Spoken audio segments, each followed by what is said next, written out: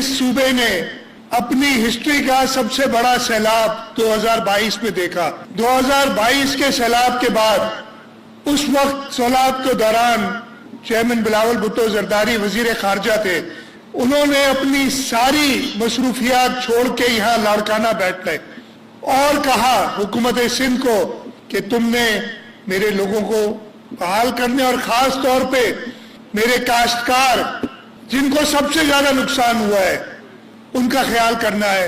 Chairman साहब की vision के मुताबिक उनकी गाइडेंस पे हमने दुनिया का सबसे बड़ा घर बनाने का मंसूबा किया। 21 लाख घर बनाए। चेयरमैन साहब ने हाथ पकड़ के उस प्रोग्राम को कामयाब किया। और मैं आपको एक किस्सा बताऊंगा मुख्तसर सा। उस वक्त वजीर आजम शहबाज शरीफ साहब थे, आजकल भी वो वजीर आजम है। एक दिन हम ये सैलाब के दौरान हेलीकॉप्टर पे वो जा रहे थे, पूरे सूबे में हर तरफ पानी पानी था। ये अक्टूबर का महीना होगा। उन्होंने मुझे कहा कि चीफ मिनिस्टर साहब, लगता है ये खरीफ तो गई बल्कि अपनी रबी भी आप नहीं कर सकेंगे और गंदम आप पैदा नहीं कर सकेंगे। मैंने उन्हें जवाब दिया था और मुझे अच्छी तरह याद है कि आप सिंध के लोगों को और सिंध के काश्तकारों को नहीं जानते।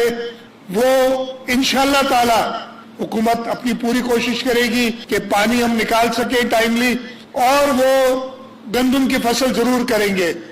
और उस साल भी हुकूमत ने, आपको याद होगा, गंदम के बीज के लिए 5,000 रुपए फी एकड़ दिए ताकि हम बीज प्रोवाइड करें। पानी निकालने का तरीका किया, हमने इंश्योर किया कि हमारा इरिगेशन नेटवर्क बहाल हो। और आप काश्तकारों ने सिंध की हिस्ट्री में सबसे बड़ी गंदम की पैदाइश उन सैलाब के बाद की।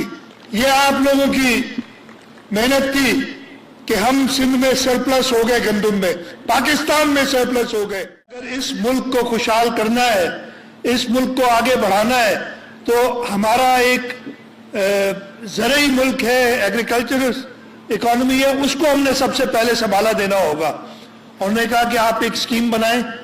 हुकूमत सिंध को हिदायत की और उसी स्कीम का आज इफ्तिताह कर रहे हैं, जिसमें तकरीबन 56 अरब रुपए कैश ट्रांसफर दिए जाएंगे काश्तकारों को, ताकि वो पहले जो उनकी पहुंच से बाहर निकल गई थी, खास तौर पे छोटे काश्तकारों के लिए। तो हमने कहा कि जी 25 एकड़ तक के जो काश्तकार हैं उनको फी एकड़ 1 बोरी डीएपी और 2 बोरी यूरिया, और डीएपी के पैसे मिलने शुरू हो गए। आपको अभी बताया था, हम 3 दिनों में 8 अरब रुपए सिंध बैंक, और इसमें मैं सिंध बैंक वालों का भी शुक्रगुजार हूं, उन्होंने जिस तरीके से मेहनत की है, और बाकी बैंकों के जरिए ऑलरेडी दे चुके हैं।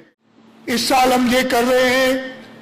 हमारे पास IMF की कंडीशन अभी भी मौजूद है, लेकिन हुकूमत सिंध ने एक प्रोग्राम बनाया है और इंशाअल्लाह ताला इस अगले 6 महीने में हम उसको, इस साल तो आपको मिनिमम प्राइस मिलेगी।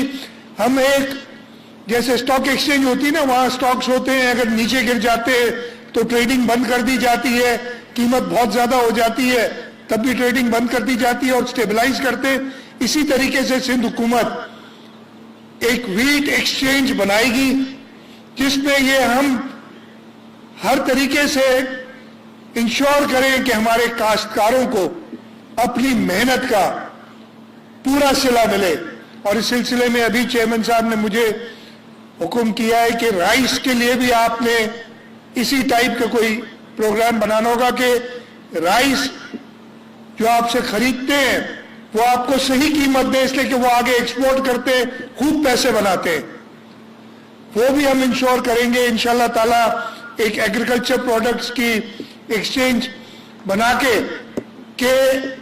हारी को, काश्तकार को अपनी मेहनत का पूरा सिला मिले। सामने मेरे हारी बैठे, उनसे यही कहूंगा कि इस प्रोग्राम से आप मुस्तफीद हों, आप खुशहाल होंगे तो मुल्क खुशहाल होगा। और यही हम सबको समझाते हैं कि जब तक हम अपने हारी का ख्याल नहीं रखेंगे, जब तक हम अपने काश्तकार का ख्याल नहीं रखेंगे, ये मुल्क तरक्की नहीं कर सकता।